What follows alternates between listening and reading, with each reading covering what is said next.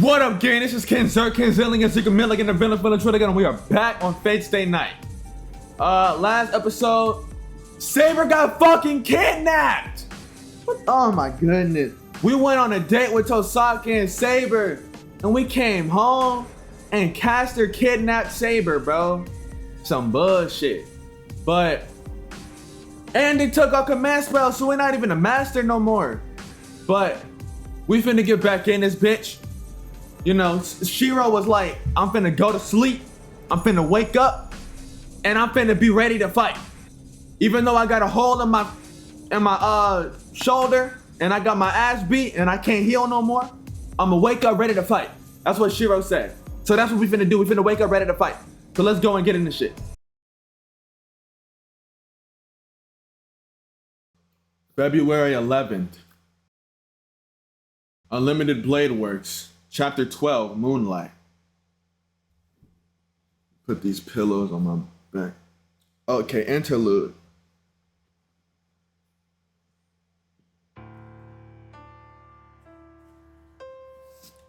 The stone room is illuminated by the dawn. Fuck. Already fucking up. The stone room is illuminated by the light of dawn. The light that comes from the ceiling dilutes the darkness underground. Every entrance and window is sealed off, but even that cannot block the sunlight. Even this place that should be closed off in the darkness benefits from the break of dawn.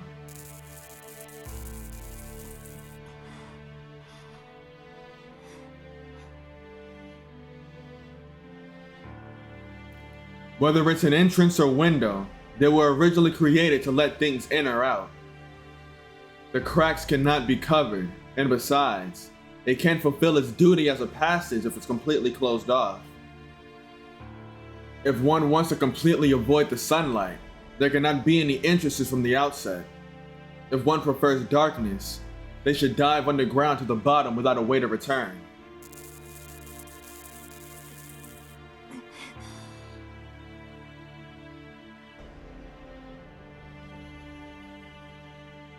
What the fuck is going on? What the fuck is going on? In that regard, this underground sanctuary is not perfect. The sunlight exposes all secrets without reservation. The hidden sanctuary was easily discovered, and the owner was eliminated just as easily. There are traces of blood on the floor.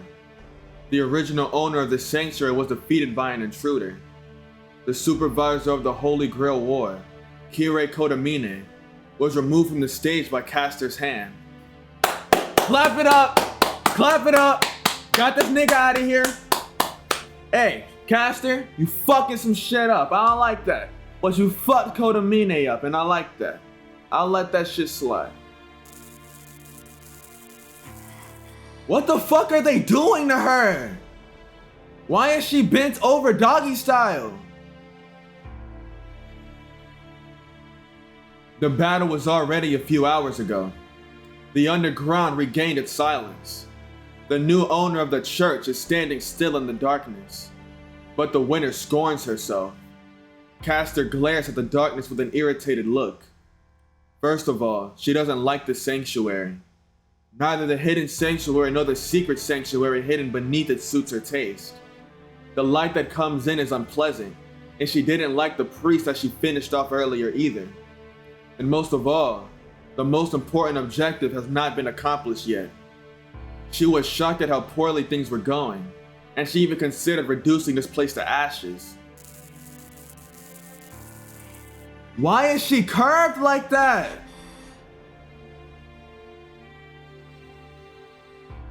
Fortunately, she restrained herself from such an atrocity. It's not because she regained her composure, nor is it out of respect towards the church. She suppressed her emotions solely because of the sound, the faint periodic noise. The painful voice that escapes from the woman is like a heavenly music to her ears. For the time being, she enjoys the spectacle.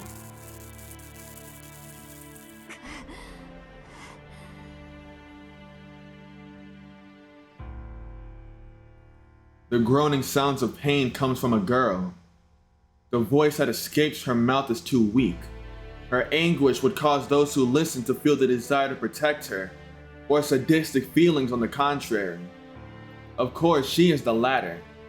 Sweat drips down her forehead. Just from watching her cute lips bearing the pain, the cold room seems to get warmer. How impressive, Saber! I can't imagine resisting the command spell all night long. What the fuck is that? A goofy ass transition! Damn.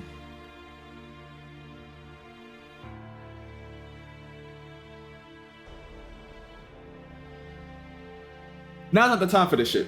In the back of the sanctuary, the girl tied from the ceiling can only pant. As long as Saber continues to defy the command spell, she has no free will. Additionally, magecraft so strong that it is visible tortures her whole body. The command spell pressures her from the inside, and Caster's magecraft tortures her from the outside.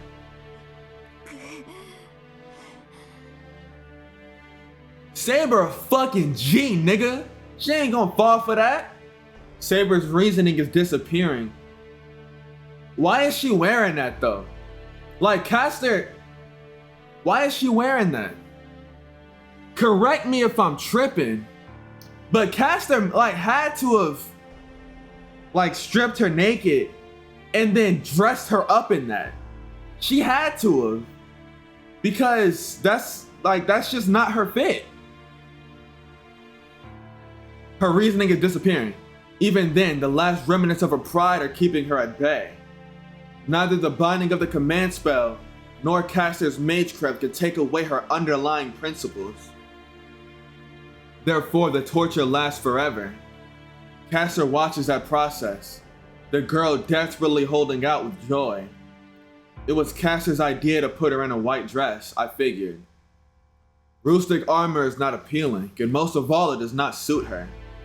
If she is an innocent saint, then she should be in a pure white dress when she falls.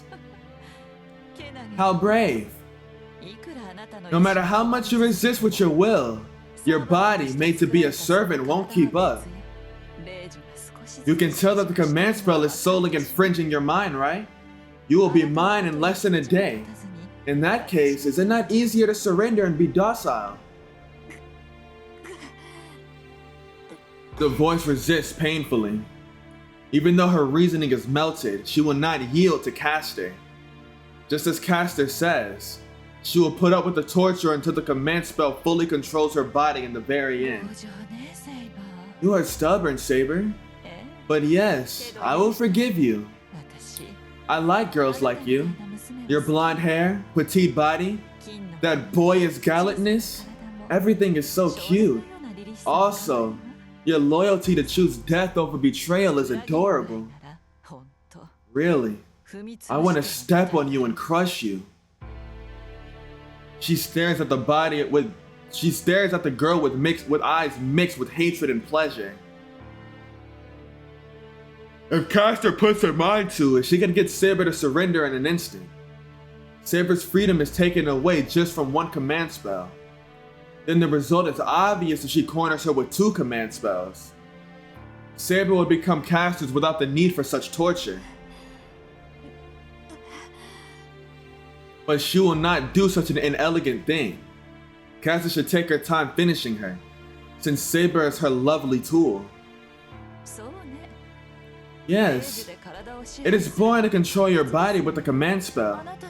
I shall have you become my servant out of your own will. Yes, I shall destroy your heart before your body. She now holds the strongest piece in her hands. There's nothing threatening her victory. The whereabouts of the Holy Grail is a concern, but that is a matter of time. Just as she decided to enjoy the fall of the King of Knights as a reward for her evil scheme. What are you doing, Caster? Suddenly, an emotionless voice calls from behind.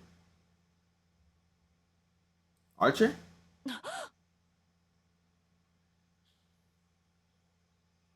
She turns around immediately. Above the sanctuary, someone slowly makes his way down the stairs that lead outside. A lean, ghost-like figure appears from the darkness. There are no footsteps nor presence to be felt. The man comes down into the sanctuary, and keeps a straight face even after seeing the bloodstains on the floor and the girl tied from the ceiling. Oh shit! It's him! Lord Soichiro. Caster's attitude changes right away. Her expression changes from irritation and pleasure to that of a tense servant. Why are you here? I believe I asked you to stay at Ryudo Temple. I question you first, Saber. I asked what you were doing here. That man, Soichiro Kuzuki's voice does not change.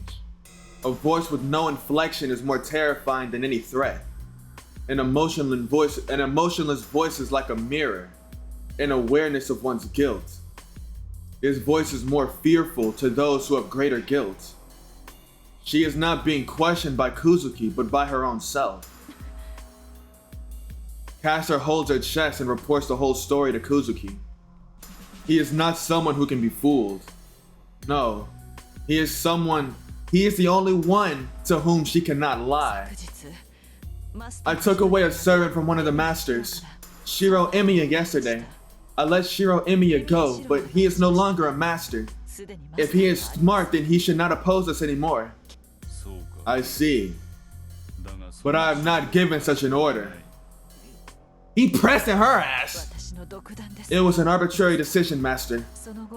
After that, I attacked the church to obtain the vessel of the Holy Grail.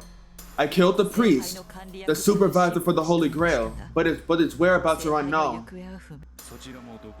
That was also an arbitrary decision, huh? So the reason you have not returned is because you have not found the Holy Grail. You did go through considerable trouble to obtain this place. It would be a waste to abandon it without finding what you are after.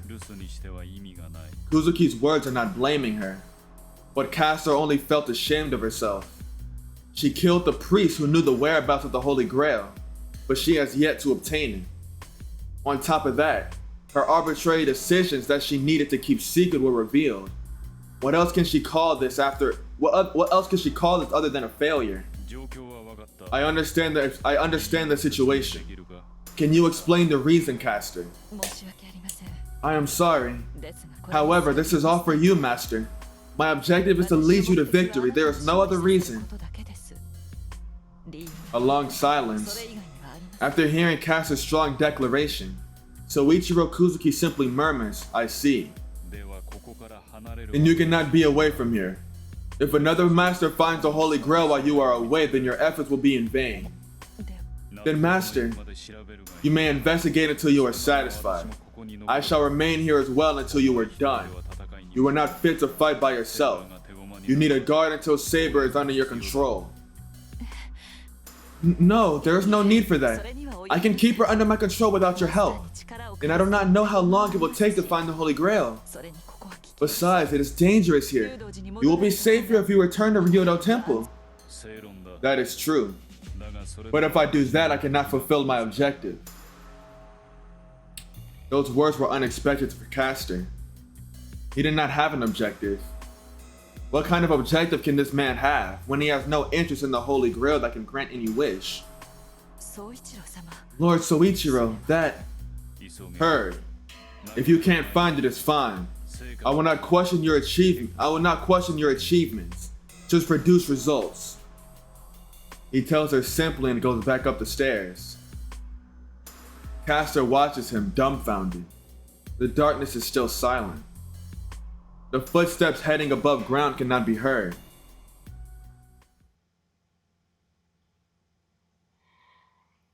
Interlude out. I woke up early this morning. Well, I woke up the time I normally wake up, but I've been waking up later recently, actually. That's a more accurate way to put it.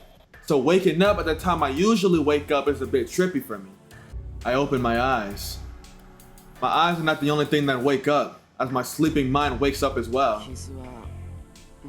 The wound is... just put my finger through the hole in my shoulder. Not a problem. I checked the wound on my left shoulder. It still hurts, but there's no intense pain like last night. The heat in my body has gone down as well. It shouldn't be a problem for me to move around.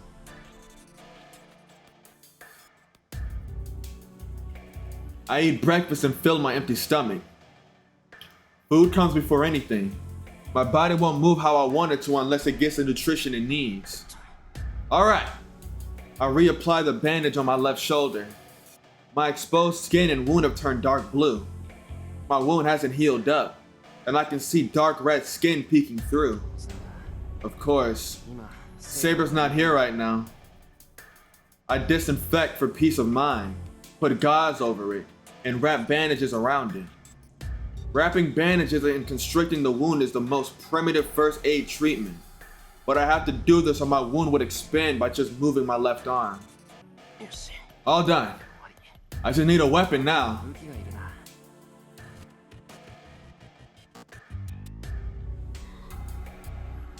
The sky is cloudy. It must be really cold today, as there's still frost left in the yard. But this has nothing to do with me. I don't feel any cold. My body is so hot I want to pour ice water over my head. Do that ice bucket challenge. Even then, my body is in much better condition compared to yesterday. Damn. This song hard as fuck. These bamboo swords are the only things that I could use as weapons after all. I choose the one that seems like it could pass magical energy through it the best and wrap it in my bag.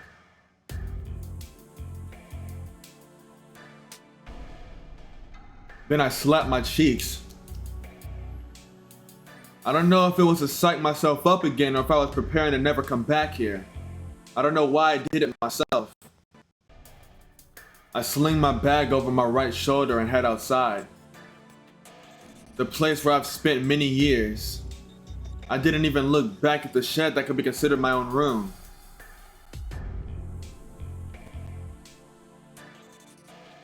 Well, even though I decided to fight, there are still plenty of problems. I have to make clear what I need to prioritize and what I need to prioritize and what I need to do, or else it'll end up with me without me being able to. It'll end up without me being able to. Or else it'll end without me being able to do anything. There are two paths to take. I'm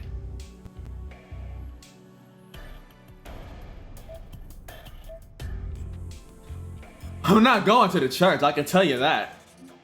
Fate is weird. Sometimes the choice that seems like the dumbass, I don't know why I'm looking up there. Sometimes the choice that seems like the dumbass decision is the choice that, like, you're supposed to do. So I really don't know, but I'd say it's smart to meet up with Tosaka first. Like, it's not like Tosaka's just gonna fucking murder me for not listening to her, right? It has a heart on it, so just meet up with Tosaka. That seems like the smart thing to do. Meet up with Tosaka. She told me to withdraw now. If I'm gonna refuse and fight, I need to let her know that I won't withdraw on my own and that we're still cooperating. And I can't let her fight by herself. I owe her big time. I can't step down until I repay her for that. She always screws up at the most crucial moment. She's so unreliable, I can't let her alone. I adjust the bag on my shoulder. I'm aware that I won't be of much help and that she'll object. But I can't obtain peace of mind until I see Tosaka's face. This is hypothetical, but if she gets hurt without me knowing, I can't even be there to help her.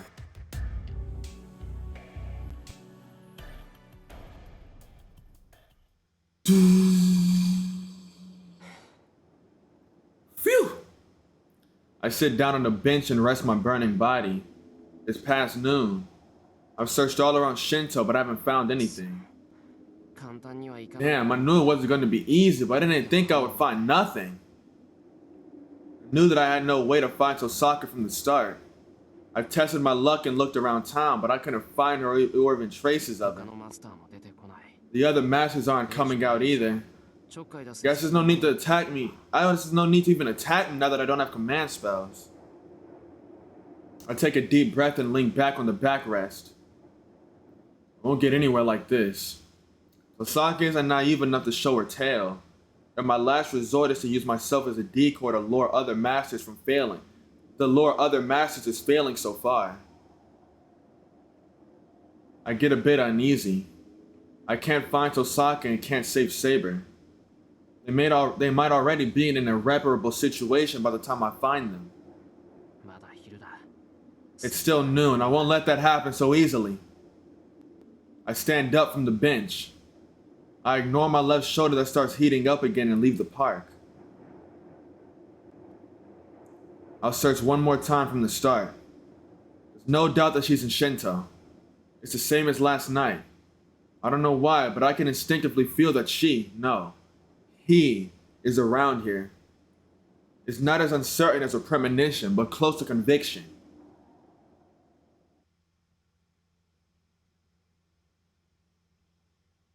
Another interlude. Fate Stay Night loves their interludes.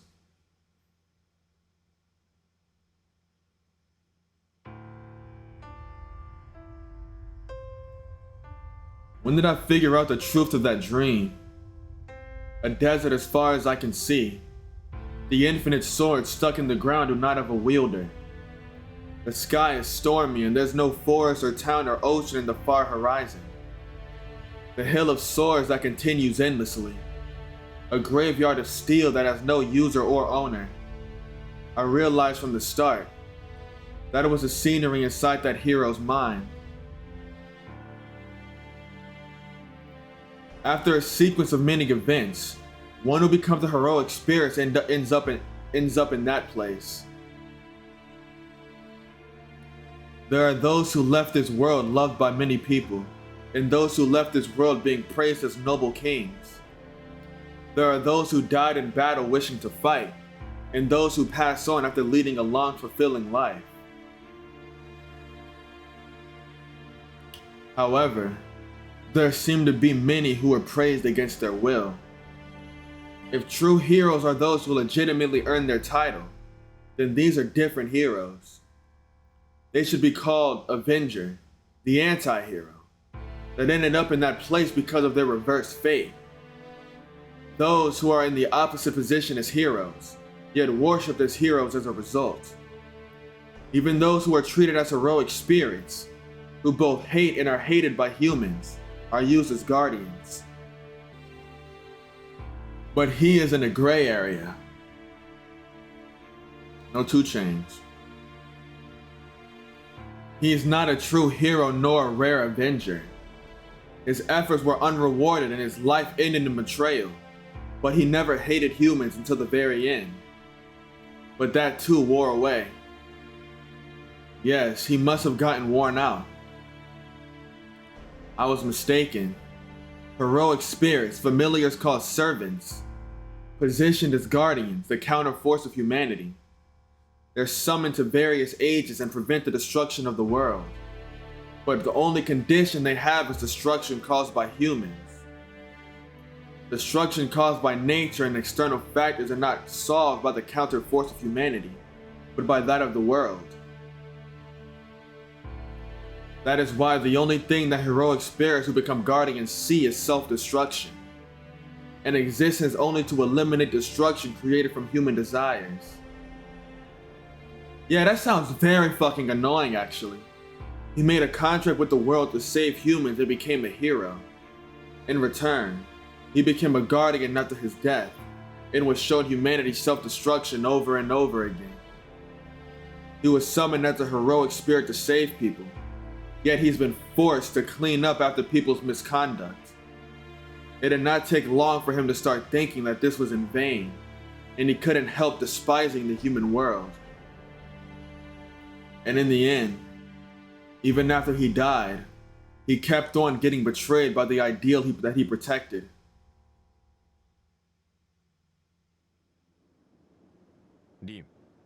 Rin, what happened? Do you feel dizzy? Huh? Rin Tosaka wakes up, being called upon suddenly. She slowly looks around. This is the foreigner cemetery. It's only past 7 p.m., but it is deserted. Well, the hill where the church stands is always deserted. Sorry, I was sleeping. I seem to be a bit tired. That is understandable. You have not slept since last night. If you are not feeling well, shall we postpone this? There is no need to attack right now. No, we cannot take our time. We found out what caster is, so we should settle this now. Rin declares and notices that her body is warm. It must be because a familiar Archer had protected her from the cold with his cloak. You realize I was asleep. It's rude for you not to wake me up. Well, I do not see many people sleeping while standing. I had to observe since it was so rare. That's even worse. Who are you to be staring at a girl's sleeping face? Do not worry. I swear that I have not done such a rude thing. But I did hear. I can close my eyes if I try, but that does not work for my ears. I see. Did you say something, Archer? Yeah. Oh, did I say something, Archer? Yeah, you muttered several unsettling things. Like how you were displeased and pissed off. Oh, okay. That makes sense. Rin sighs with relief. The dream that she saw cannot be discussed. She can't have Archer know about it. She likes the relationship. In order to maintain that, she must hide the fact that she knows Archer's past. Oh, so she already knows his identity. Let's go, Archer. I know a bit about the church. I have an idea of where she may be hiding. She brushed away Archer's cloak and stands up. Archer protects her back silently. Then, hey Archer, have you ever regretted what you've done? She asked without turning around. Stop! Fuck you! If possible, I don't want to until the end. Even when I've really been beaten, I want to grit my teeth and be stubborn. But I bet that's hard. Harder than I can imagine, I suppose. That kind of idealism depends on the person. There are some who can and some who can't. You are the former. Those kinds of people do not make any mistakes and do not think about their own mistakes. Hey, you make it sound like I'm some kind of brazen tyrant. That's good self-awareness, Rin. A vibrant person shines brighter than others. Those kinds of people never grit their teeth. So, this is my personal opinion, but you are definitely one of those people. Rin Tosaka believes in her own path until the end. The knight in the red cloak says, as if singing. Rin blushes at his answer, and asks her main question to him without looking back. And what about you? Do you believe that you're correct until the very end? I'm sorry, but that question is meaningless. Why? That's not something you can't answer, right? Her voice is slightly nervous. To that, the "until the very end" part is meaningless. Did you forget, Master? My final moment ended long ago. The Red Knight answers in a dry voice. Nigga dead and shit. Y'all gotta remember, that nigga dead. He doesn't have an end. He already had his end.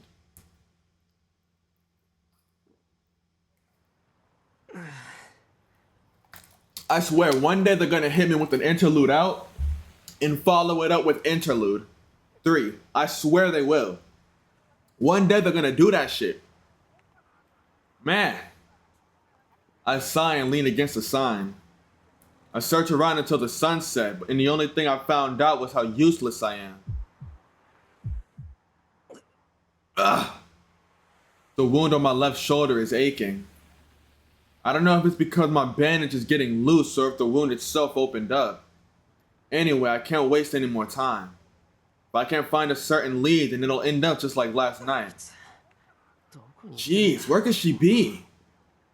I recall when I parted ways with her last night. It's been a day already since she told me exactly what was on her mind. Like how I can't fight without Saber or how I should escape to the church. Oh yeah, the church. There is a lead. I thought about it when I went out to town this morning. The supervisor of the Holy Grail War. The priest at the church on the hill should know about Tosaka's whereabouts. Irritated to go ask for his help, but now's not the time to be picky. No, whether I like him or not, I shouldn't go see that priest. Shouldn't. He says he's a priest, but there's something unsettling about it that tells me Kire Kotomine is a man that fundamentally shouldn't be approached. I don't want to have to ask for his help if possible, but he's the only one I can rely on. It's just once, that shouldn't be a problem. I tell myself and move my aching body. It's 7 p.m. And fuck that bitch ass nigga Kodamine. I walk to the train station for 20 minutes. The church stands in the suburbs, away from the noisy town. It's been 9 days since I last went up this hill. However, considering the fact that I had never come here prior to that, I'm coming here quite often now. To be honest, I don't like that church. Maybe more than Kirei Kodamine, that church itself is forbidden territory that should not be approached. The fire 10 years ago is because the church, who looked after the children that became orphans, forces me to recall that incident from 10 years ago.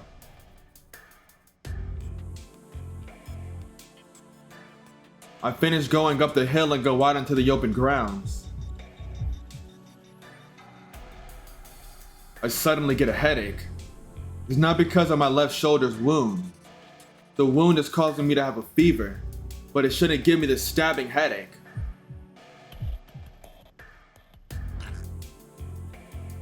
My temple hurts. I lose myself and feel a chill, as if my body's gonna split in half like a shedding insect. This is weird. I fight through my headache and start running. The cause is the hunch I've had since yesterday. The unknown feeling that Tosaka is in Shinto. That has expanded to the max and is causing this headache. Then there's no doubt that something is going on in there.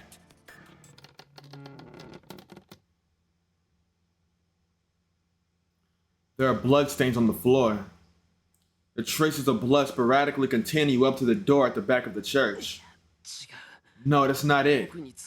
It's not continuing to the back, but it seems like it's coming out from the back. It bothers me, but now's not the time for that. The bloodstains mean that someone is hurt. And this is too much. Their life must be in danger. I feel a sharp pain in my head. A dull heaviness settles into my body. I ignore them as I take up my bamboo sword and start walking quietly.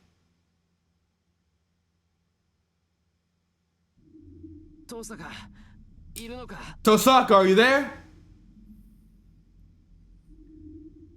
You know that there's someone in here, and it's probably dangerous. It's been a fight, and you're yelling, announcing your presence. Nobody replies.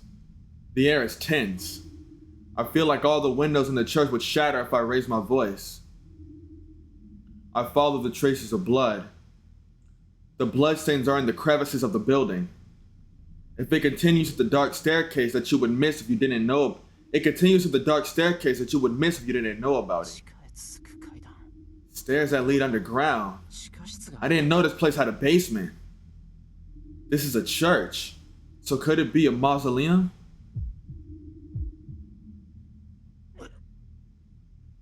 I can't afford to be leisurely pondering right now. I exercise utmost caution and step into the darkness. I descend into the darkness. There's a dim light at the end of the stairs. I hold my breath and move forward, using only the light below as a guide. It's kind of blue. The narrow corridor ends and I come out to an open space. It is a spacious stone chamber. The stairs along the wall stretch down to the sanctuary. There, stairs lead to an open space that seems like a sanctuary. And there is the one I had been looking for, Rin Tosaka. Tosaka is confronting the enemy in front of her, with Archer protecting her. In front of her, in front of the altar are two silhouettes. It doesn't even have to be said. The mage in the purple robe, Caster, and her master Kuzuki. On the altar behind them,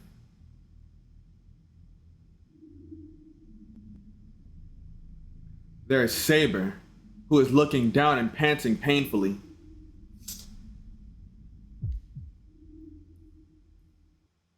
My heart skips a beat. My pulse is clearly beating at a much faster rate.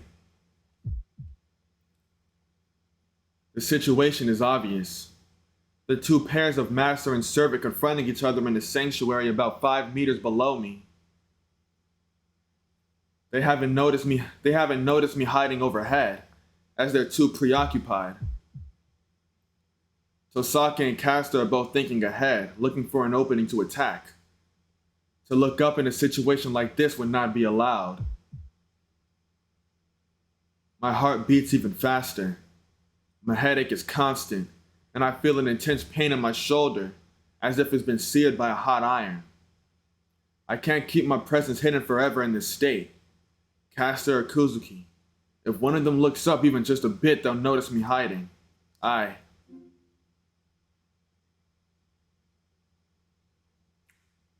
Oh, why am I looking there? I want to say giving them an opening would be good. But not only are we hurt, but Shirou is also stupid. There's a very good chance that he'll fuck shit up. That he'll actually just fuck it up. So I would say, don't act recklessly.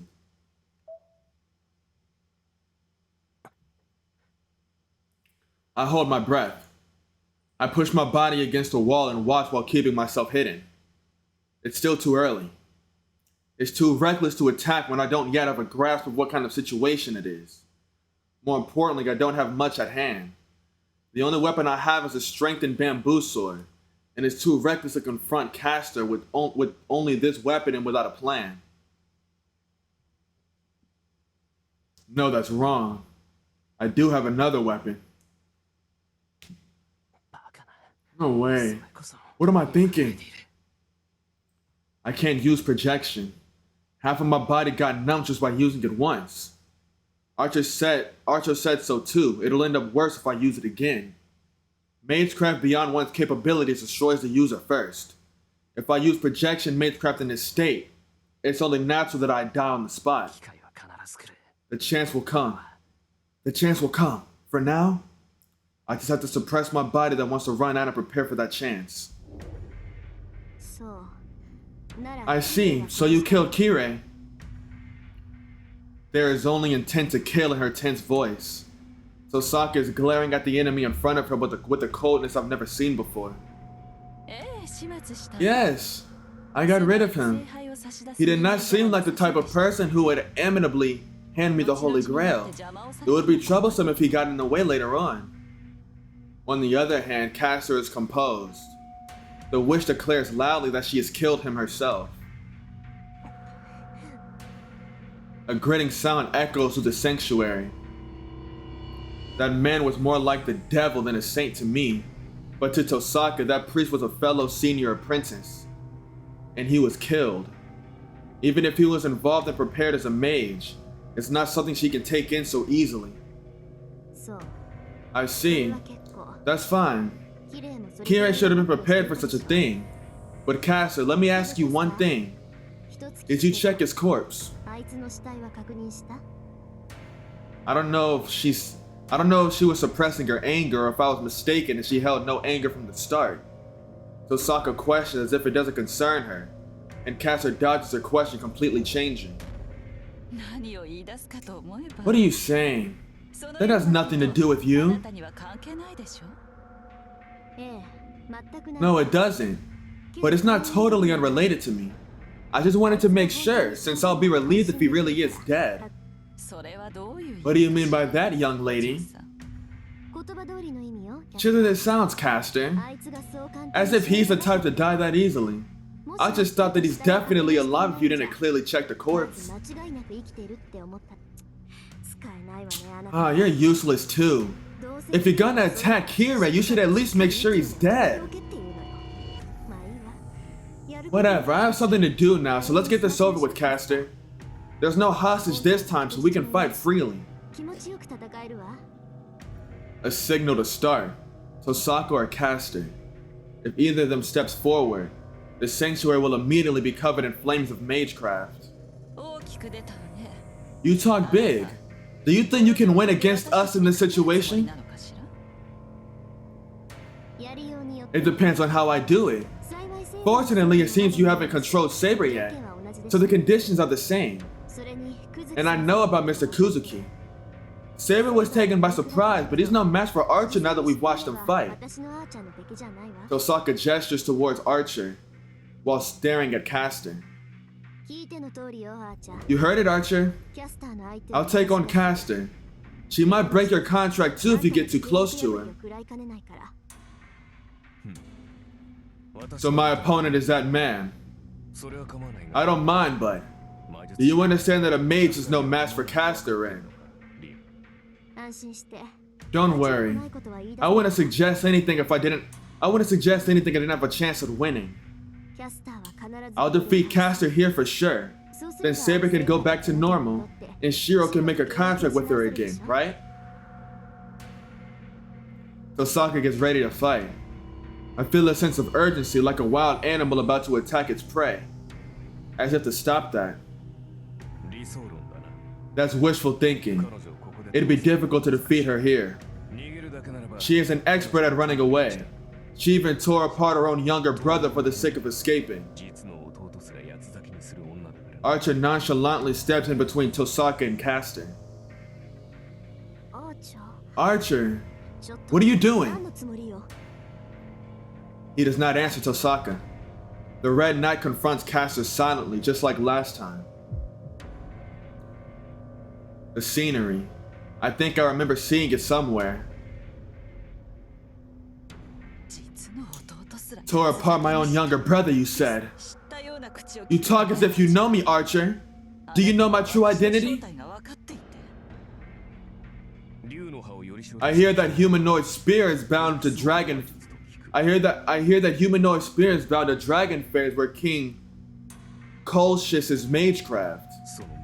I hear that his daughter, Princess Medea, was famed to be an extraordinary witch. The air freezes. Caster's composure disappears. An enmity, like fire, is directed at Archer. Yes. Then you should know which one of us is at an advantage, right? Archer does not answer. His expression is stony, as if he's accepting everything that is happening, as if there is no good or evil. Resistance is pointless, Archer. You cannot take Saber back no matter who you may be. She still has the will to go against me, but that should not last for another day.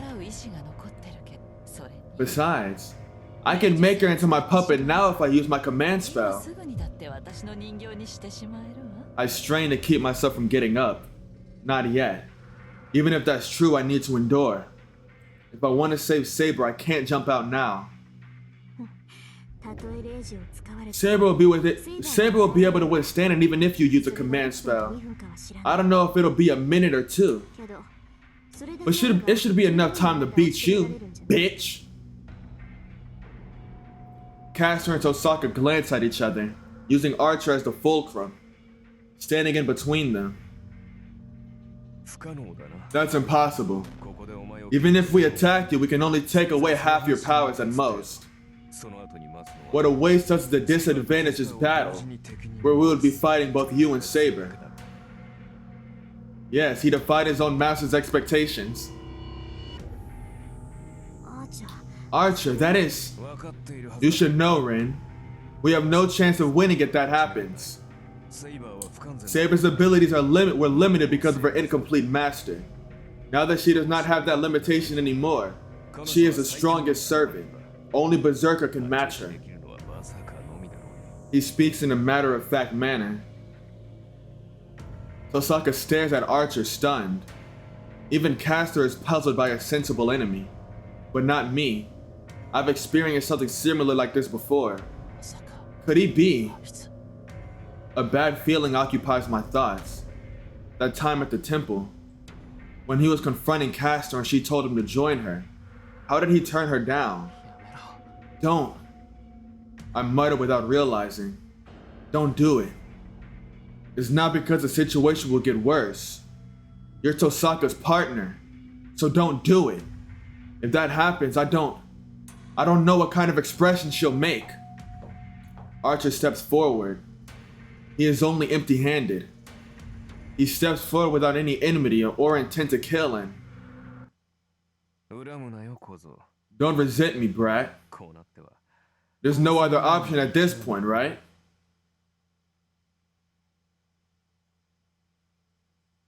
He looks and smiles at me as if he noticed I was peeking. Well, Caster, let me ask you one thing. Do you have room for one more servant?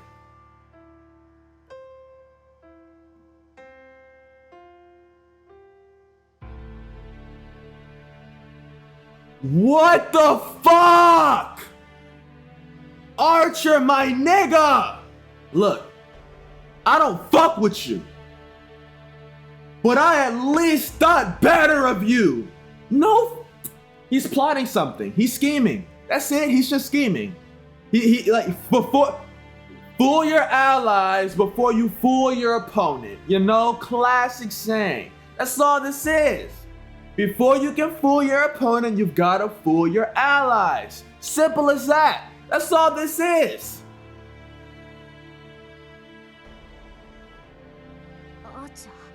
Archer, you.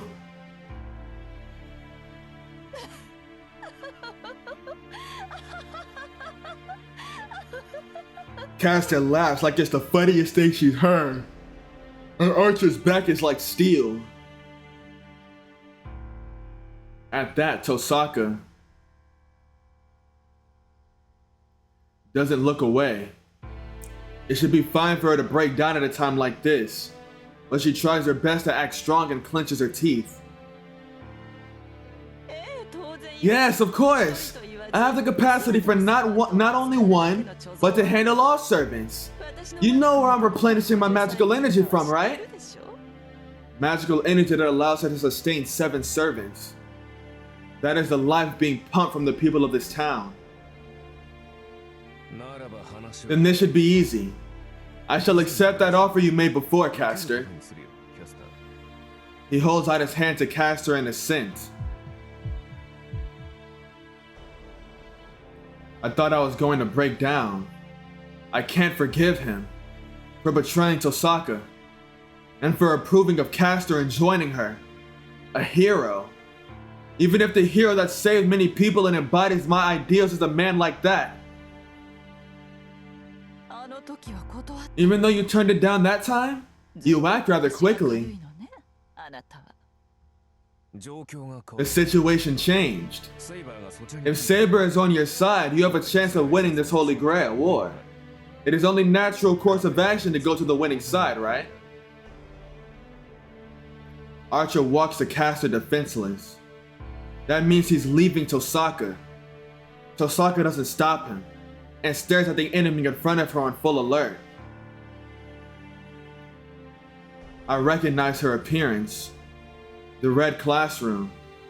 She tried to hide her shaking legs and continued to berate Tosaka, even with the collapsed students in front of her. That is her strength and weakness. She always tries to act brave in any situation, so those around her get the wrong idea that she's a strong person. Now, use your contract breaker. Rin still has her command spells. She will attack you if you don't hurry. His banter doesn't change. He betrayed Tosaka in front of her, yet he's still acting like before. She must have felt wariness towards the opponent. Caster takes out that oddly shaped dagger, but does not try to stab Archer with it. What is it? You're able to obtain a loyal subordinate without effort. Why do you need to hesitate? I don't know about that. I do not trust traitors. If your words are correct, then isn't Saber the only piece I need? You don't trust traitors, huh? It is true that I may betray you. I'm going to your side for my own sake. I have not accepted you as my master, but... Command spells are to punish traitors, right? Fine. I need to prove to the world that I am great enough to take you in. I was interested in your noble phantasm from the start, so I shall go with your plan. Caster raises her arm. The dagger in her hand that breaks contracts is thrust in its Archer's chest in a single line.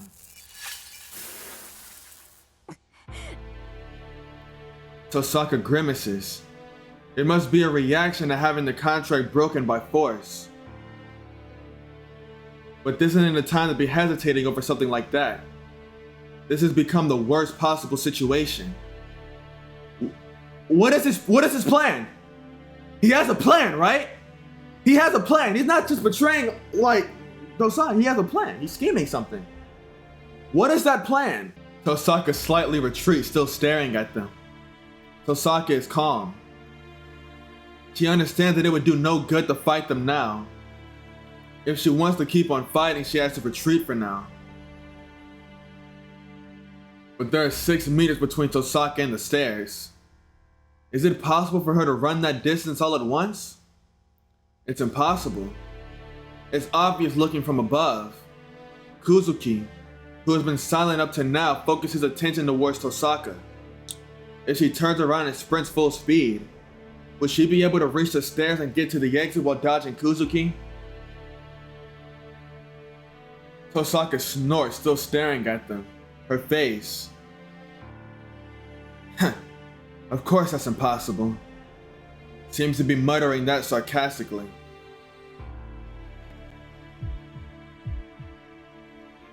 She'll die. She'll be killed like this. If I try to help her, I also won't be able to go back. This area is just a few steps below me is the land of death. The master caught Kuzuki and 2 enemy servants. There's no way I get out of there alive. My throat is dry. My fingers are frozen from nervousness. It's all or nothing, even before I can think. Tosaka moves. She runs towards the stairs at the speed of an arrow without any warning. Behind her, the slim figure's shadow catches up to her at a speed that makes Tosaka look stagnant. Kuzuki's fist will most likely hit the back of Tosaka's head. He's the one who hurt Saber through her armor. It would be easy for him to crush a human skull. I can't save her. I can't help her by myself. I can't save her with just his bamboo sword. I'll die if I go out. I'll die if I go out. I'll die if I go out. I'll die if I go out. I'll die if I go out. Nigga, go help her. I jump down like the real nigga I am. I jump the fuck down and I get ready to handle shit, nigga.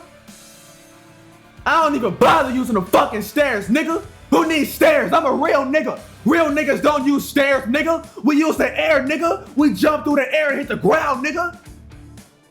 I jumped down right behind Tosaka from a height of 5 meters without knowing it. But that's it. My legs broke. My bamboo sword is crushed by Tosaka's fist that tried to fuck. My bamboo sword is crushed by Kuzuki's fist that tried to hit the back of Tosaka's head. Huh? Everyone opens their eyes wide in astonishment at the intruder, except for one enemy who reacts as if it's natural. There is no hesitation. It does not matter for this man who the opponent is. There are no emotions towards Shirou Emiya, who appeared out of nowhere. The Grim Reaper's nail is thrust. There's no way to avoid it. My neck will break like a stem. How unsightly. It's meaningless if I won't even last 2 seconds. Just like this, I won't be able to do anything, not even help Tosaka. No. I've had a way out from the start. I can prepare numerous things to block the attack. If I am a mage, then it's not my body that does battle. It's none other than my magecraft creations, nigga. Trace on, nigga. Then make it, nigga. Success is a matter of course, nigga. Reconstruction doesn't start from the basic framework. Danger? Oh shit. Hold on, why you say that? Read the origin itself and the concept and the creator's thoughts, expectations, morals, faith. Danger. That is why it's not reconstruction but projection. It is an equal shadow cast by a true object. It does not matter how great the work is. If something has to be accomplished once, if something has been accomplished once, there should be no problem recreating it. Rampage!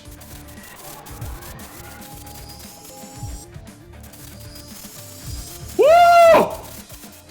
Nigga, I feel like Broly, we overflowing. There's another problem. Yes, the problem is the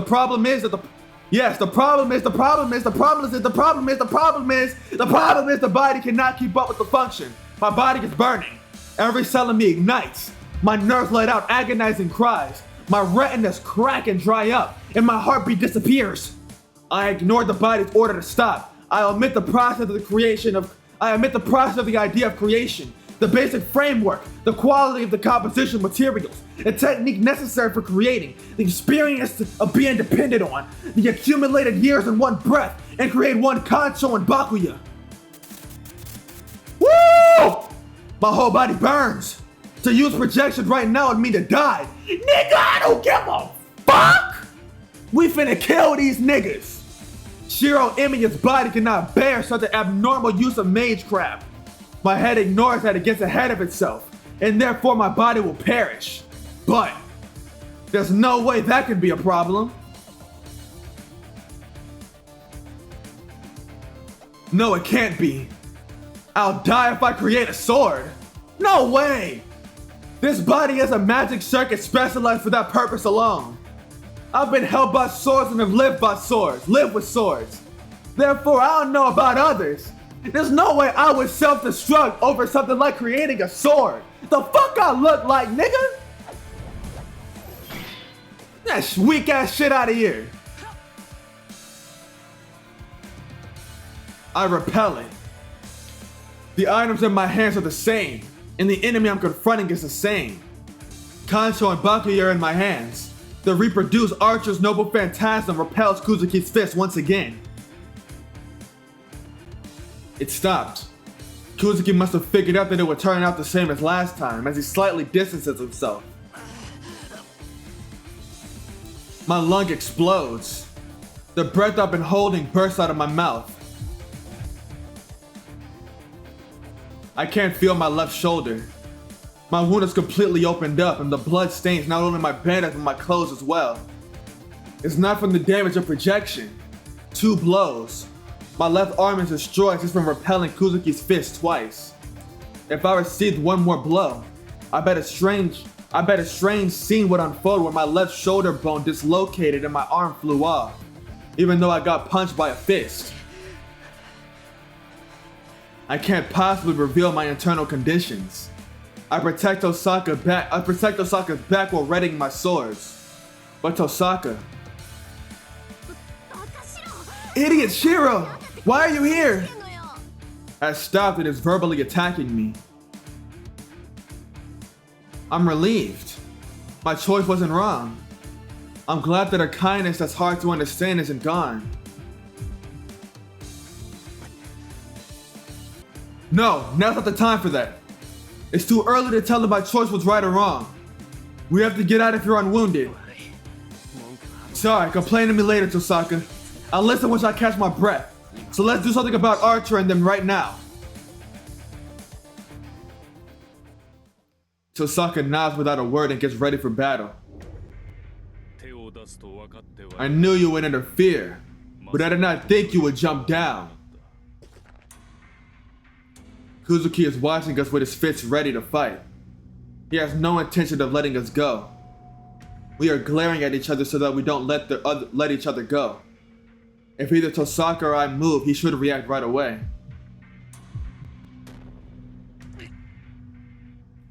But I can't be leisurely standing by. The wound on my shoulder is getting worse by the second. I'm losing concentration as I lose more blood. My body wasn't going to last long to start with. If we're going to run away, we have to run away as soon as possible. But we can't run away that easily. If I move, Kuzuki will obviously react. If he does, Tosaka will be the first one to be killed. I need to defeat Kuzuki to let Tosaka get away, but I don't have the power to defeat Kuzuki, and Kuzuki isn't the only enemy. Behind Kuzuki is Caster and the traitor Archer. Well, worst comes to worst, Saber might also become our enemy. Was there no exit to start with? There's no miracle where we can escape this devastating situation. I would want Osaka to escape at the very least, but even that would require so much luck that it makes me disgusted. That's it. I was surprised by the intrusion, but the outcome will not change. Yes, it looks like you have given up too. You come out, so you do not mind dying, right, boy? I shall end it here for you. It would be troublesome to let you live, so... She's coming. I can only resist with all my might at this point, so I stand in front of Tosaka, putting strength into the twin swords. An intent to kill is released. Right before that reaches us. No, wait, caster. The Red Knight takes a hold of the atmosphere in an emotionless voice. Archer, I thought you knew that you do not have a right to say anything here. Well, there was something I forgot to say. I would like to add just one condition to submit to you. A condition? Yeah. I offered my freedom to you without resistance. As compensation, let them go. In any case, they're useless as masters. There is no merit in killing them. A suggestion as though it doesn't concern him. Tosaka gazes at him intently. Let them go! You're rather good-natured despite your actions. I was born as a human. It will leave a bad aftertaste if I killed my master the moment I betrayed her. You are a traitor, yet that is bold of you to say such normal things in front of your master. Fine, I shall let them go this time. But I will kill them the next time they do such an annoying thing, no matter who tries to stop me. Is that fine, Archer? Of course. If they are foolish enough to challenge us to fight in such a situation, they should die right away. That must have concluded the negotiation. The killing intent that filled the sanctuary fades, and the tension to not let us go disappears.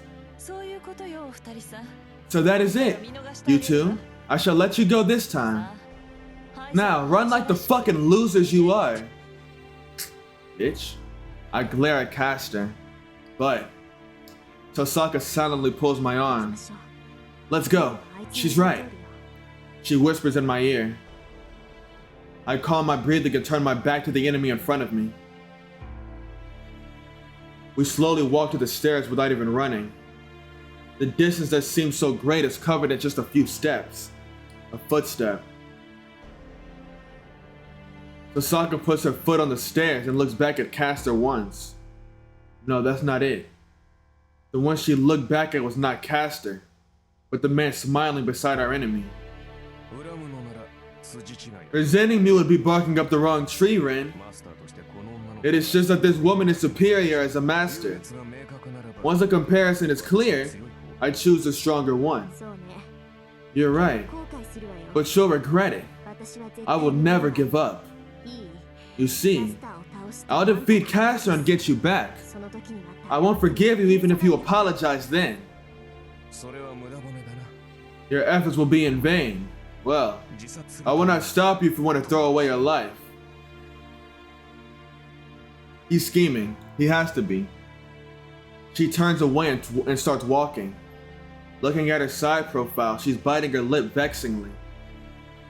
Yet, she doesn't speed up and leaves the underground sanctuary with confident steps and without looking back. We get out of the church. We didn't exchange words at all from the underground sanctuary to here.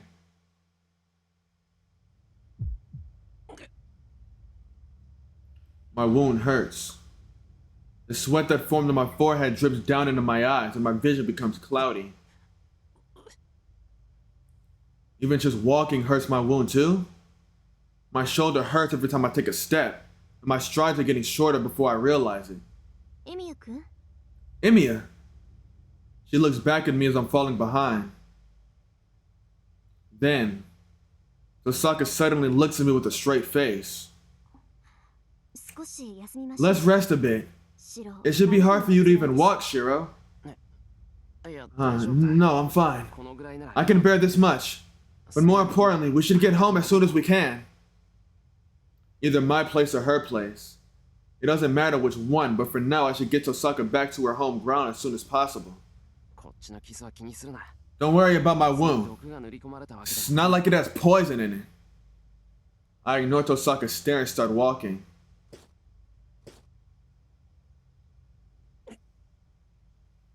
How pitiful. My knee's about to snap as soon as I say that. See, you push yourself too much. It's suicidal to fight Kuzuki with that wound of yours. Take a rest, it won't come after us. I think so. But we should get back as fast as we can, it's not that painful. Hey now! Don't say that it's not painful when you're bleeding that much! I don't know why you want to go home so much, but you should rest first. She yells at me. Yeah, she's not quite back to her normal self yet. She's lacking her usual calmness. She's an emotional person to start with, so I'm sure her anger will be unstoppable if her brakes give way. Are you listening? You're not Kirei, so it's a nuisance to have you leaving a trail of blood. First of all, how did it even end up like this? I did tell you to go to the church, but couldn't you tell it was dangerous right away? Hey, don't make fun of me. I could understand that at least. I could tell that it was a hopeless situation since I first saw the church.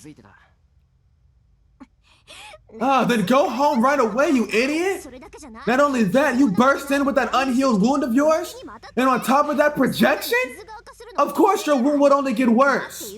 And you're saying it's not painful. What's wrong with you? Why do you push yourself that much? Tosaka goes off intensely. No, but it really isn't that painful. Besides, it's more painful for you, right? So let's get home. You can complain once we get home.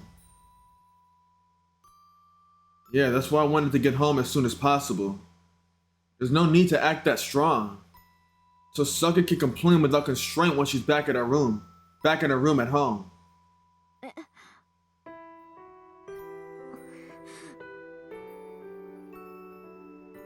She wipes her face as if she messed up and turns away. I can't think of what to say. That was... I can't believe it. A guy made me cry. She murmurs while looking down. Then... Tosaka, your hand! You're holding my hand! Shut up! Take responsibility, idiot! Hey, my wound hurts! Don't pull my left hand!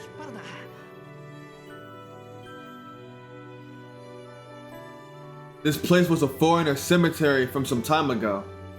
Once Tosaka walks down the grassy area, she finally lets go of my hand. Hey, Tosaka! Now's not the time to be taking a detour.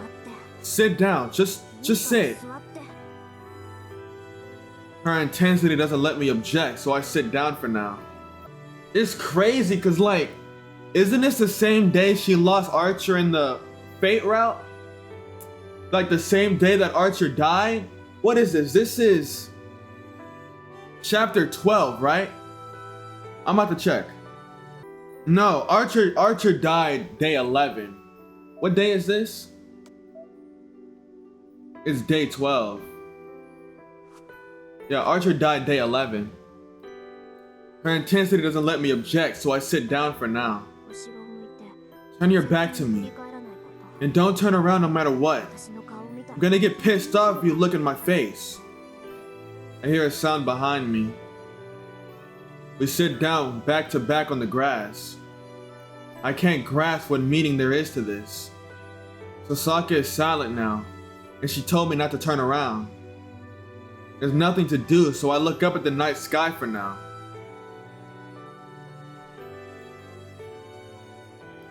I gasp at how vast this is. Is it because we were underground for a long time? Or is it just because the starry sky is clear tonight? Either way, the winter night is so beautiful that it makes me forget my pain. I don't mind Tosaka's body heat that I feel through my back either. I gaze blankly at the dark sky, forgetting everything for now. How long have we been sitting like this? The person next to me talks to me in a calm voice.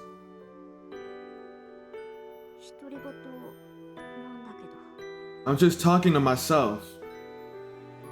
I see. I can't reply if she's just talking to herself. I'll keep watching the stars in silence. I might have made a bit of a mistake. I should have done what Archer said and defeated Castor in the beginning without caring how I did it. I was trying to find an opening since I was worried about making small sacrifices. But in the end, I might be sacrificing the whole town, the way things are now, right? She keeps talking. This must be her whining. She's not confessing because of what I heard earlier. In short, Tosaka didn't want to reflect on her actions by herself, but wanted someone else to do it. I don't mean to complain. I always screw up when it counts most. I can handle a second or third most important thing with ease, but I have problems with the most important thing. The winter sky is clear, but on the other hand, the temperature is freezing cold. I don't care about myself, but isn't Tosaka cold without a jacket? I'm a little worried about that. It's not only Archer's responsibility that he went over to that side either. In the end, I'm the one who let Castor be. But yeah, man, I said that earlier, but I got all cornered all of a sudden. She sighs deeply. I can't see it, but her breath must be white. Hey, I think you're supposed to ask why here. Oh. So what were you cornered by, Tosaka?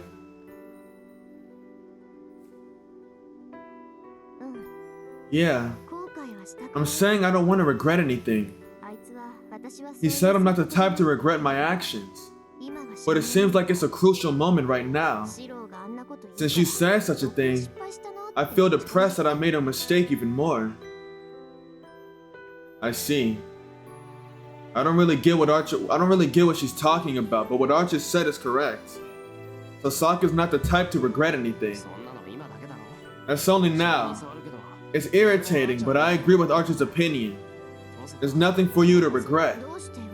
Why? Cassie's doing what she wants, and even Archer became fed up with me. This is because I didn't go about this the right way, right? You weren't wrong, just unsuccessful. And as long as you're not in the wrong, it's okay to be proud, even if things don't go your way. In the process, if you walk down the path that you believe is right, you cannot be wrong. Most people would realize that the path they choose itself is wrong, but she's different. Any path that she chooses must be something she's proud of. Yeah. To be honest, you've always shined. I won't regret anything either. I believe what I've been doing is correct, but it's full of patches. I won't regret anything. I want to make the tragedies that happen into meaningful things by believing that the path I took is correct. But you're different, right? Whenever you regret something, I bet you're the type to deliver twice as much payback. I conceal my regrets with patches, but you go and destroy yours to pieces with a straight face. You come out on top. I bet you only get depressed once in a while, but what comes after is scary in your case. I think you would make whoever made you depressed several times more depressed. What is that? Are you trying to finish me off? Yeah, I figured you say it while you're down. But well, isn't it true? You don't intend to give up now, right? I also say as if I'm talking to myself, while looking up at the sky. Tosaka doesn't answer, but somehow, I feel like she smiled as though she pulled herself together. And silence follows. Osaka must have said everything she wanted to say, and she goes silent again. I aimlessly look up at the night sky. We should be going home, but neither of us can stand up, so we just keep our backs together.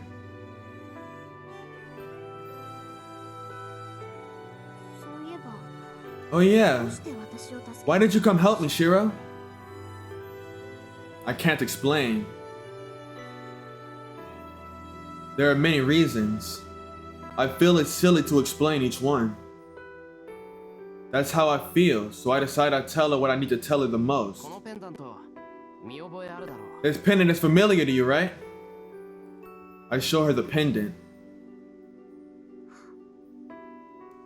That's what I thought. I bet she tried to hide it, but she made a mistake again. Hey, why do you have that? I found it in your room. Oh, you might be surprised when you get home. I knocked down your dressing table. I returned the pendant to Tosaka from behind her. So what about it? Well, I have the same pendant at home. I picked it up when I almost got killed by Lancer at school. I innocuously hint about that night. Then, you have the same thing? Tosaka gasps as if she saw something she shouldn't have seen. Huh? Did I say something strange? No, not really. More importantly, why would that be the reason you helped me? Who cares about that pendant? You're right. Yeah, that was just an afterthought. To confess, I've admired Ren Tosaka for a long time. And this is a problem. But I got to like you even more after talking to you. So I didn't want you to die. And I just jumped down without thinking before I realized it. Hey, you, don't say it so directly. You give me the wrong idea if you talk without thinking. Why would I? I really like you. I become obstinate and immediately reply. It's not a lie, so there's no misunderstanding to be had. Idiot! That's why you jumped in suicidally? You fucking dumb fuck? Tosaka repeatedly calls me an idiot. She's criticizing me mercilessly, but it doesn't make me feel bad at all. The night sky is beautiful and I feel calm. Most of all, I'm really happy that Tosaka is back to her usual self.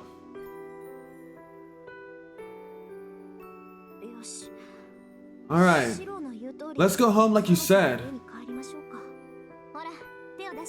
Here, give me your hand.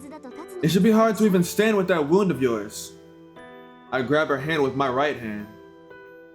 Tosaka lets out an energetic sound and pulls me up.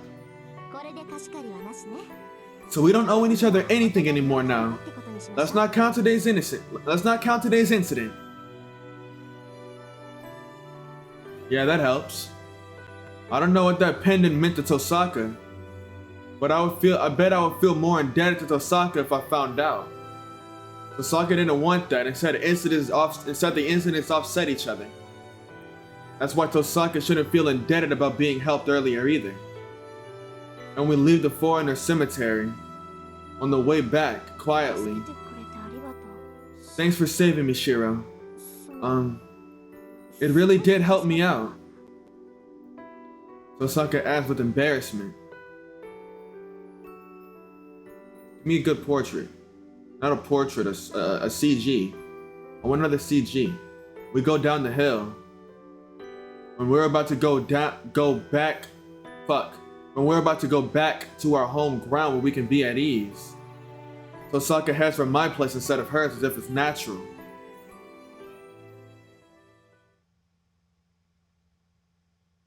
Yeah, she said, I want to be with you, boy. We're back in my place. I never thought we would make it back alive, so the tension on my shoulders relaxes as soon as I get to the living room. Whoa! I feel a bit dizzy and lean against the wall. See, you can't even stay standing, idiot!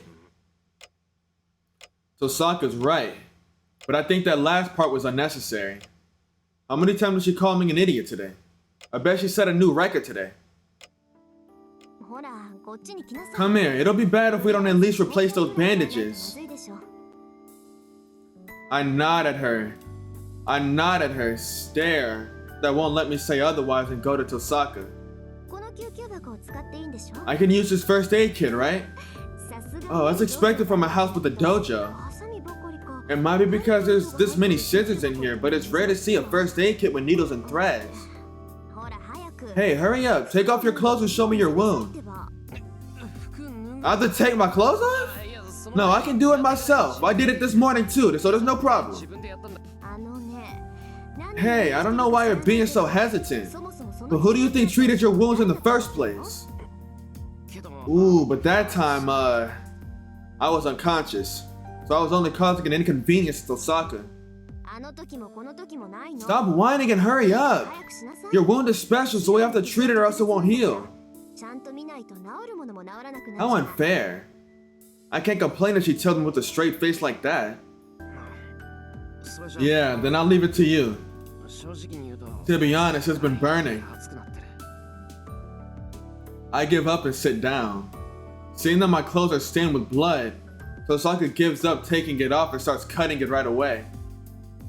She then quickly but carefully takes off the bandages. It must have been bad, as Tosaka slightly gasps. But I'm troubled as well. It's so embarrassing having her stare at my body so closely. Really push yourself. It was healing, but it opened up again. Jeez, I can't get mad at you if I see a wound like this. She talks abusively, yet gently touches my wound. Damn, I'm getting dizzy for a different reason. I was calm even when we were close earlier, but now my heart is unstable and I don't know where to look. Oh man. I mutter inside and hit my boiled head, but it does no good. The temperature inside my head will keep going up if we stay like this. Tosaka, that's enough, right? You could just use a styptic antibiotic ointment and rewrap the bandages. You don't call that treatment. I take it back, I am pissed. You went out with the hack job like this? Damn. A slapping sound. What was that for? Tosaka slapped me on my wound without mercy. You fuck? Do you have some kind of grudge against me? You have no idea. You should thank me for going easy on you. Saying that, she takes out something that looks like a homemade ointment. That hurt, right? I healed the dead nerve, so it'll hurt for a while. There's painkiller in this ointment, but it's originally to replace your damaged flesh. It'll hurt until it blends in, so don't do anything reckless until the pain goes away. She applies a jelly-like substance on my wound. It looks really suspicious, but Tosaka is treating me seriously. Here, all done. You should feel somewhat better once you wrap the bandages around it and get a good night's rest. She skillfully wraps the bandages around the wound. I'm not praising her, but her wrapping is much better than mine. Yeah, thanks, Tosaka. I feel better. I thank her, trying not to make eye contact. Huh, well, that's good. I'm glad I treated you if you feel better. Yeah, it's even more helpful since I didn't think it would heal. Anyways, thanks for treating the wounds. Thanks for treating the wound. Of course! I'm gonna heal it as long as I'm treating it. Finishing the treatment, Tosaka stands up. Then, I don't know why, but she heads straight to the kitchen. Am I seeing things? She's checking inside the refrigerator and the rice cooker. Hey, what are you doing? I'm preparing dinner. You haven't eaten yet, right, Shirou? I haven't eaten either, so we're gonna have dinner. Yeah, I can tell, but why are we having dinner in this situation? It's only natural. People can't come up with decent ideas on an empty stomach, right? And Tosaka declares while glaring at the inside of the refrigerator.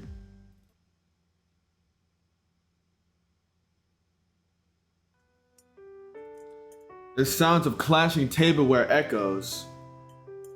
It's past 10 p.m. I don't know how it ended up like this, but I'm eating a late dinner with Tosaka in the living room. By the way, the dinner was made by both of us. Princess Tosaka wanted to eat Japanese cuisine, but she didn't even know how to make miso soup. It really makes me worry what our school is teaching the girls in cooking class. Tosaka focuses on her meal. She must be hungry as her bowl is almost empty. But I don't have time for I don't have much of an appetite right now. It's probably because this isn't the time to be eating, but much more so because I haven't said it yet. Withdraw now. I haven't expressed my thoughts to Tosaka, who told me that as she left. Tosaka, that's something I want to talk about. I put my chopsticks down and look at Tosaka. What? I've been thinking since then about why I joined this battle and what I wanted to do. Yeah, and? She urges me as she sips on her miso soup. It puts my spirit down, but I put strength in my abdomen, refusing to lose. At first, it was because I was dragged into it. As long as I became a master, I wanted to do something about this war. But it has nothing to do with becoming a master or being dragged into it.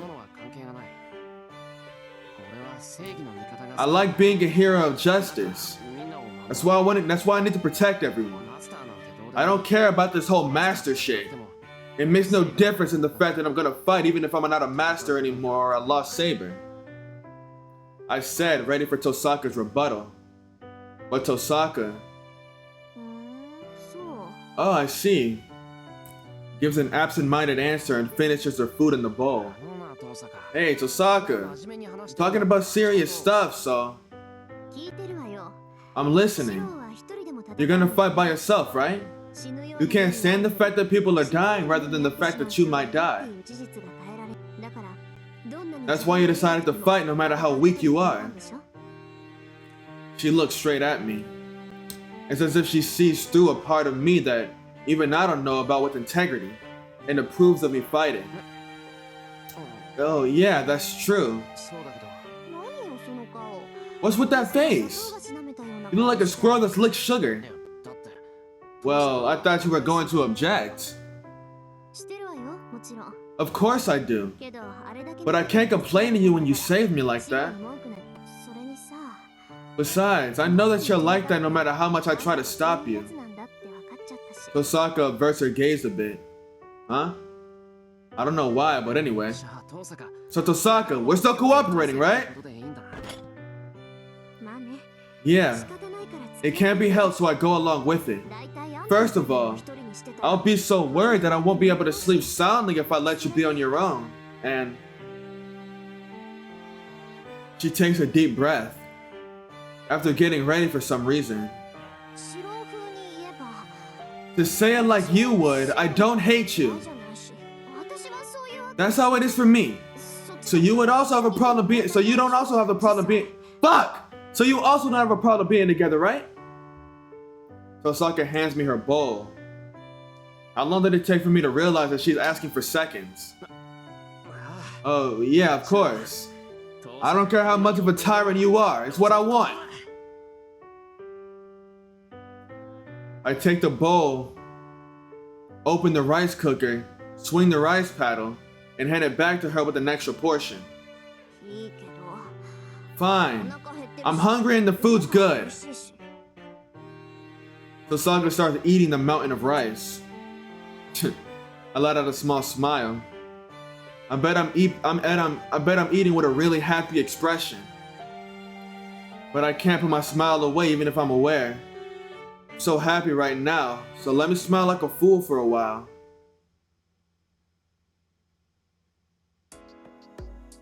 Well, now we're drinking tea together after dinner. So, projection has its limitations. It looks like its powers are unlimited since it makes since it makes things you imagine real, but it has its own set of rules.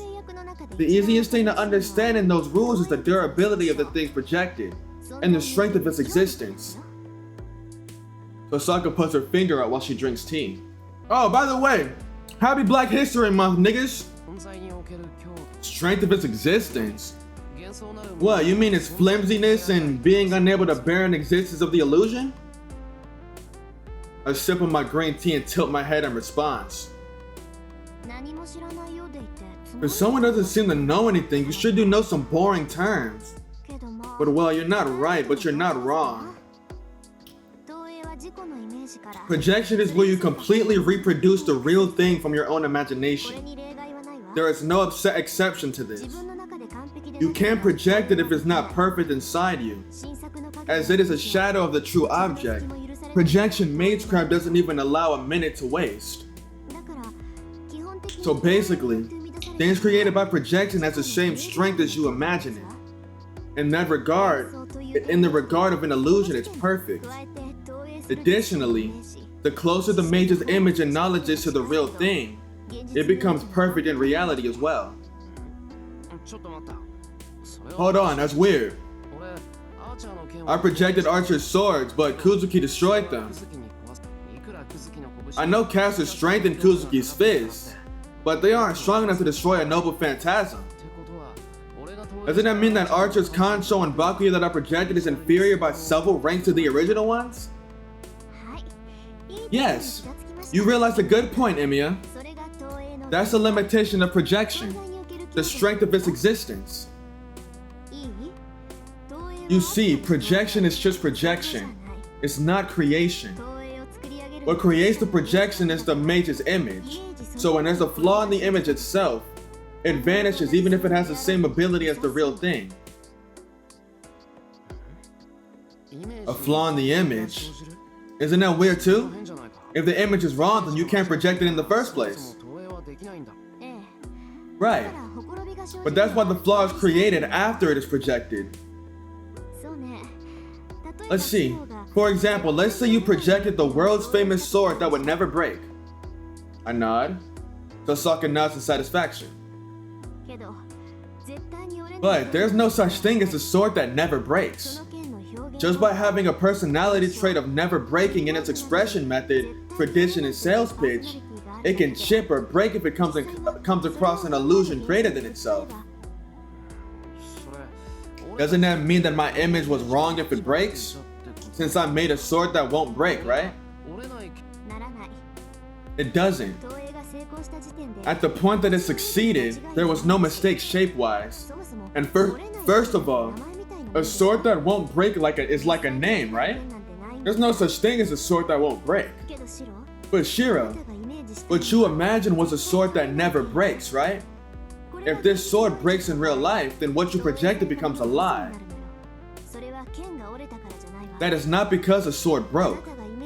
What you imagine is a sword that won't break.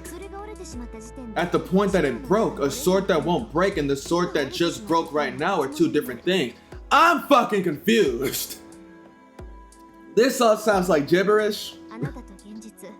It's because the scale between you and reality tips. So to sum it up, alright, so I imagined a sword that won't break and projected it, but the sword that I projected broke during battle. And at that point, since I denied the sword myself saying, hey, this sword breaks in real life, the projected thing disappeared as a result. Because of the image's discrepancy. You're pretty bright. Yes, you're right. You projected Archer's swords.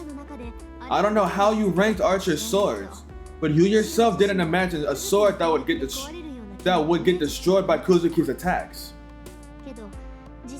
But the sword got destroyed in reality. At that point, you thought, these aren't Archer's swords. So the projection was denied by the creator, so it lost the strength of its existence and became fantasy again. I see. Even projected weapons can break.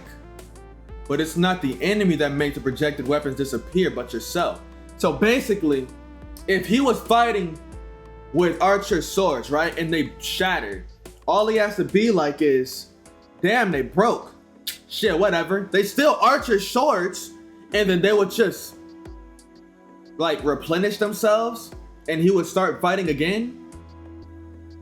When the difference between your image and reality becomes too big to amend, the projected weapon disappears. Most of all, it is because the one who created it stopped believing in that illusion. Got it? That's why projection magecraft starts from the blueprint.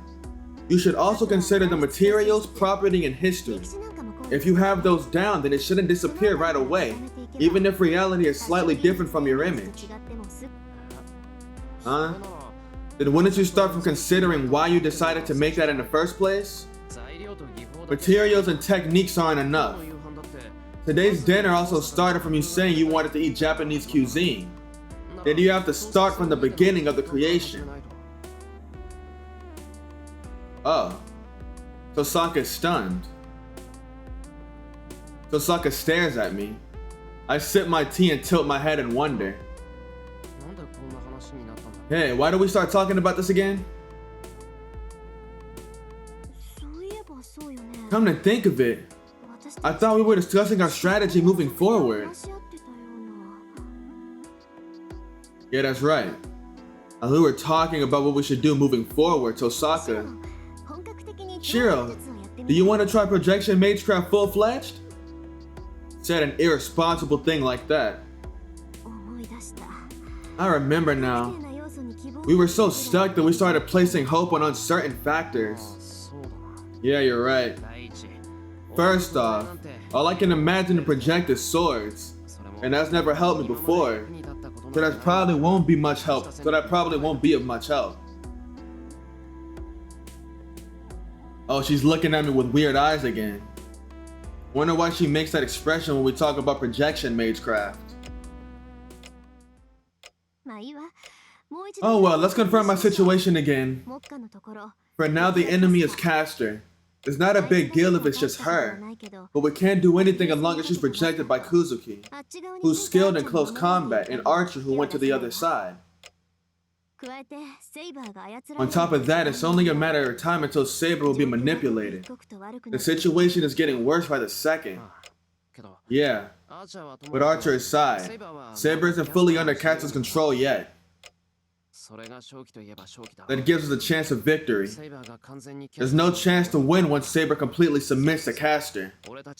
Besides, I won't let that happen. She told me to run. For the sake of Saber, who said that while crying, I can't let Caster have her way. That's right. Raise your hand if you have an idea, Shirou. Do you have any good ideas? A plan that'll be a solution to the current situation. If there's a way to oppose Caster, it's... I'm not really sure, but I know in Fate Stay Night, there was a secret passage to go to the church. So maybe we could be able to go through there. And I'm not confident about this, but I'm pretty sure the secret passage is what leads to where Saber is. To where Saber's being held at.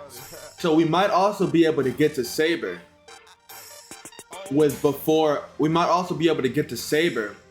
without alerting Caster and Kuzuki. Also, we aren't masters anymore, so they have no real way to sense our presence. We're just regular people. I don't know if we can cooperate with other masters. I'm pretty sure she killed most of them. Let's break through we can't break through the front. There's no secret. Is there a secret passage? It'll end up just like today if we fight them head on.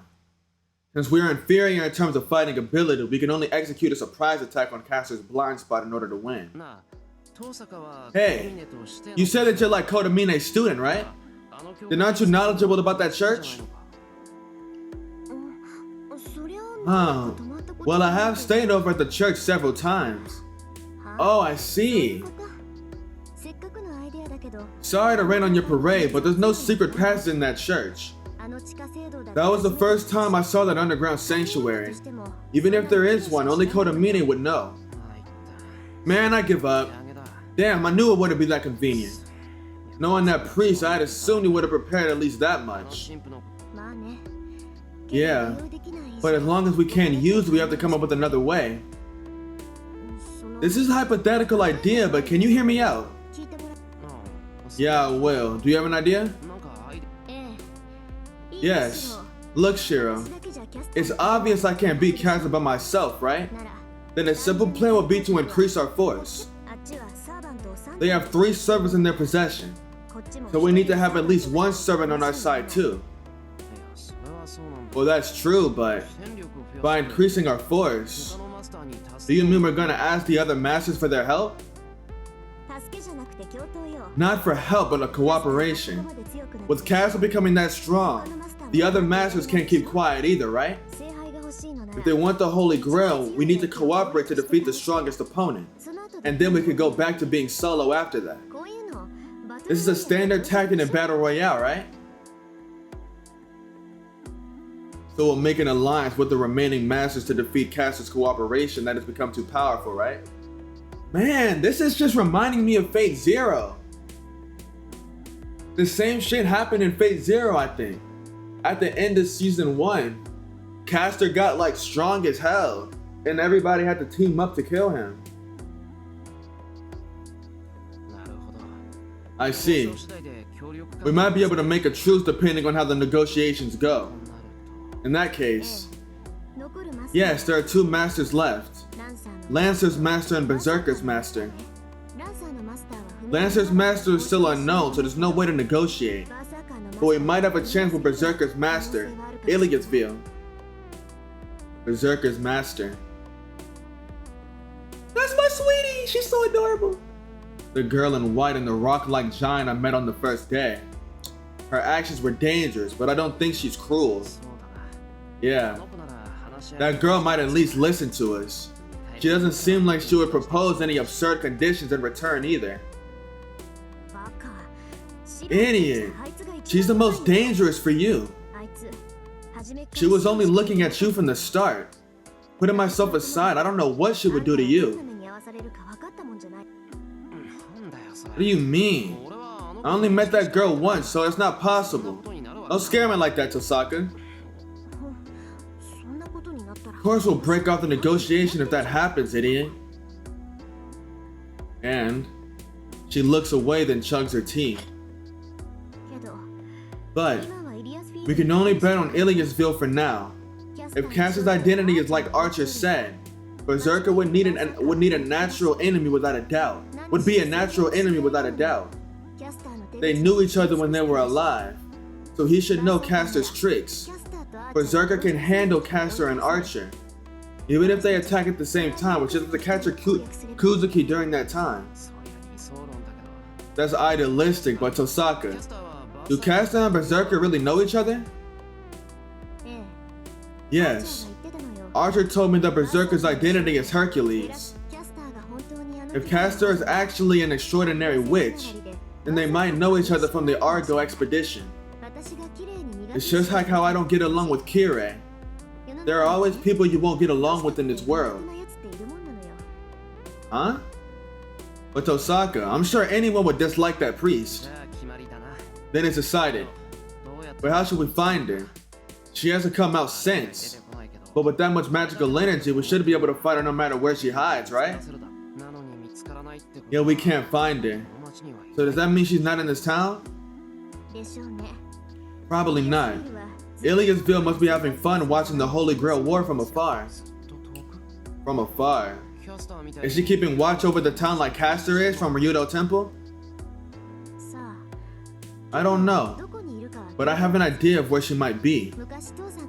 I heard from my dad that the Ironsburn family has a villa in the forest on the outskirts of town. She says with a tense voice. A villa that stands in the forest on the outskirts. I can tell how dangerous the place is just from the way Tosaka is acting.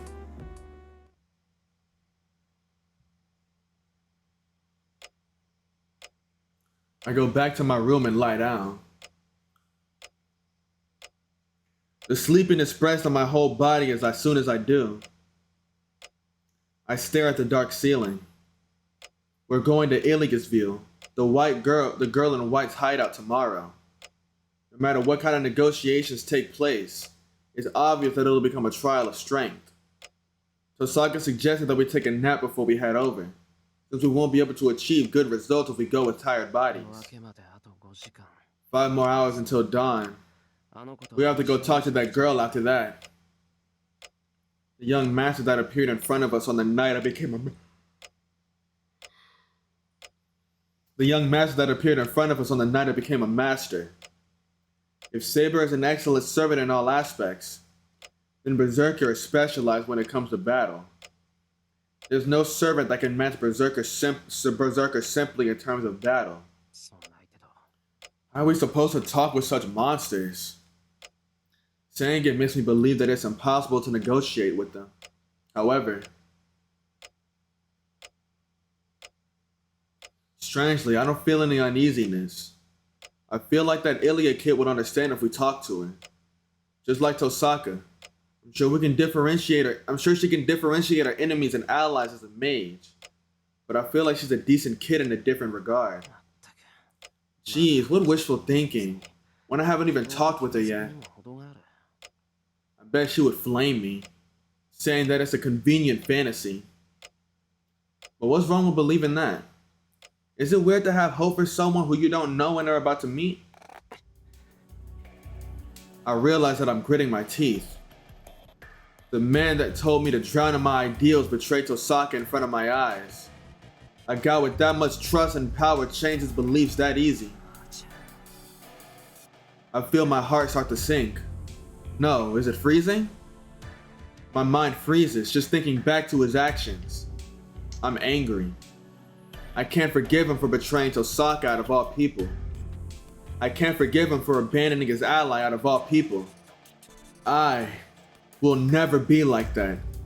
Even if that had been the very best action to survive, and it ends up being the correct path, I will never do something like that. His actions have been getting on my nerves. He told me not to talk about ideals. I rebelled against him when he said that I can't save everything. Even then, I agreed somewhere in my heart. His words are correct. The hero of justice that my old man talked about was just a pipe dream. And I accepted the fact that I have to become like him if I wanted to get as close to that ideal as possible. I've been denying it even though I had accepted it in my mind. But this time, isn't that kind of level? I can't accept him. I can't accept the action that he took no matter the circumstances.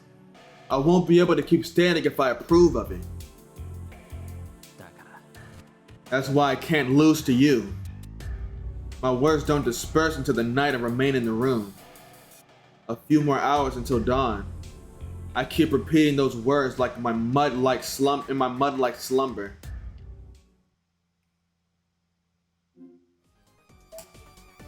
Wow. That's the end of the episode, guys. If y'all enjoyed, like, subscribe, leave a comment, and read them all. Tap into the next one. Damn! The shit that happened in this chapter, I was not expecting to happen in this chapter. Oh my goodness. I always felt like from the beginning that somehow, some way Archer would end up betraying us.